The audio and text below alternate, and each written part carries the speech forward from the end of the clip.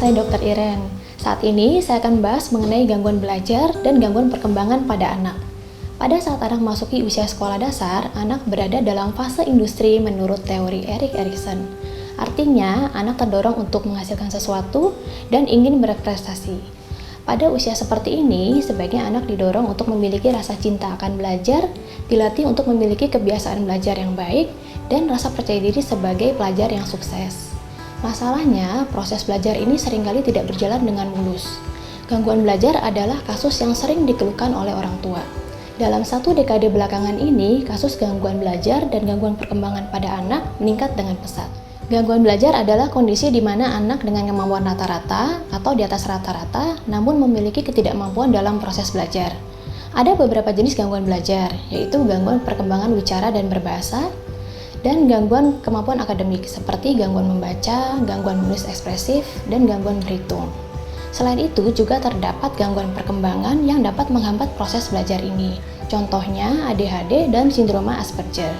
Pertama kita bahas mengenai ADHD.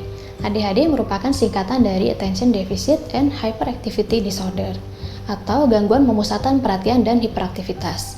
Ada 3 gejala utama ADHD. Yang pertama inatensi, yaitu sulit berkonsentrasi, perhatiannya mudah beralih, sering kehilangan barang, pelupa, dan tidak teliti.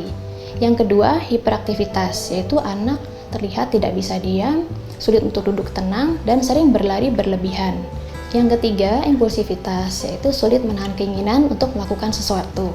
Ini terlihat dari anak yang sulit menunggu giliran dan sering mengganggu anak lain.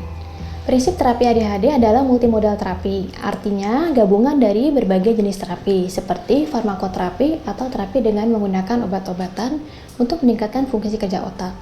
Lalu terapi perilaku, terapi remedial, terapi neurofeedback, intervensi psikososial, dan terapi lain yang disesuaikan dengan kebutuhan anak. Berikutnya saya akan membahas mengenai sindroma Asperger. Anak dengan sindroma Asperger memiliki keterbatasan dalam kemampuan berkomunikasi, kemampuan semantik atau mengartikan kata-kata, memiliki intonasi suara yang monoton, dan ekspresi muka yang seringkali tidak sesuai. Anak dengan sindrom Asperger memerlukan social skill training untuk melatih kemampuan mereka dalam bersosialisasi. Obat-obatan dapat diberikan jika terdapat gangguan psikiatri lain yang menyertai sindrom Asperger ini, seperti depresi dan kecemasan yang juga dapat menghambat proses belajar. Berikut tips untuk orang tua. Perkaya diri Anda dengan informasi seputar gangguan yang terdapat pada anak Anda. Ikutlah berpartisipasi dalam terapi anak. Saat memberikan instruksi, berikan instruksi dengan jelas dan ringkas. Uji anak jika ia berperilaku baik dan berikan hukuman jika ia melanggar aturan.